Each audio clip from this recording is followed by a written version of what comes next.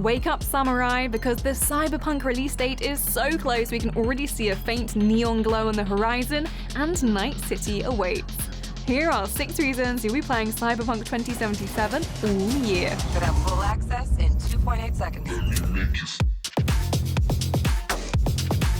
We have been eagerly awaiting the release of Cyberpunk 2077 for approximately 70 years. Way back when Johnny Silverhand was Johnny Bronzehand and the buildings in Night City hadn't even had their planning permission approved. Whilst we have no doubts in our mind that it'll be well worth the wait, each new tidbit of information has us even more excited. Of course, Cyberpunk has got some big shoes to fill, not only because CD Projekt RED's previous title, The Witcher 3, was named Game of the Year by pretty much everyone, but because the game itself was enormous. While CD Projekt RED has said that the Cyberpunk map is going to be smaller than that of The Witcher 3, unsurprising really when The Witcher 3's world is known as the continent, they promised it will be a much denser, more populated world. We're not usually ones for betting, but we'd wager Cyberpunk is going to take up a lot of your time. We'll tell you what doesn't take up much time, however, subscribing to the Logitech G channel and ringing the bell so you never miss another video. Go on, see how quick and easy it is. Anyway, without further ado, here are 6 reasons we think you'll be playing Cyberpunk 2077 all year. Get in. Confession time. How many of you have started a game, realized you can customize your character, and then lost hours trying to decide everything from hair length to eye color to cheekbone height?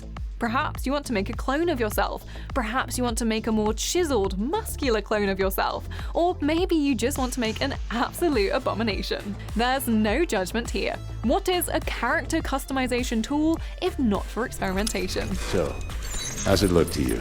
And of course, because it's Cyberpunk, your choices aren't just hair color and height. You'll also be able to customize your character tattoos, scars, piercings, and cyberware. There are also a range of character attributes and perks. The 5 attributes are body, intelligence, reflexes, technical ability, and cool. And you'll start the game with points to assign between the 5. All of this means you're going to be able to create the exact V you want. Character customization is a fantastic addition to any game, and in Cyberpunk you're going to watch the hours disappear as you pick your character's hairstyle, body type, and teeth sharpness.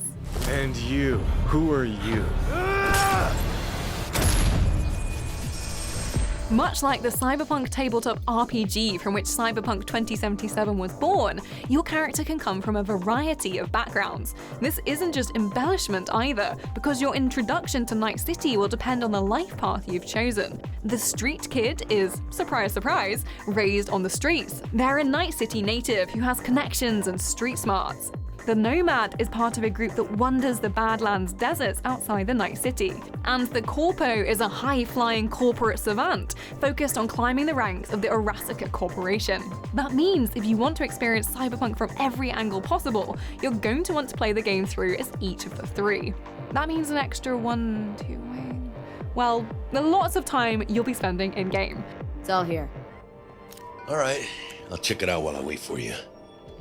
As we said before, the world of Cyberpunk might not be as sprawling as the one we stomped around as Geralt of Rivia, but it is utterly heaving with life.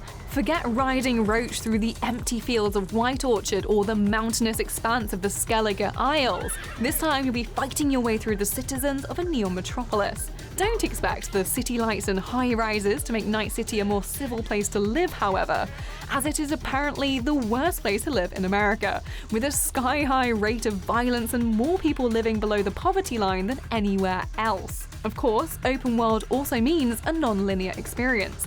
You could play through the main campaign in one very long fell swoop, or you could do what most of us do and get incredibly distracted exploring every last nook and cranny of the city. Everyone in this city lives in their own bubble, and either you fly high or sink into quicksand. If the main game isn't enough, there are a bunch of little mini-games too. Look how cute and tiny they are!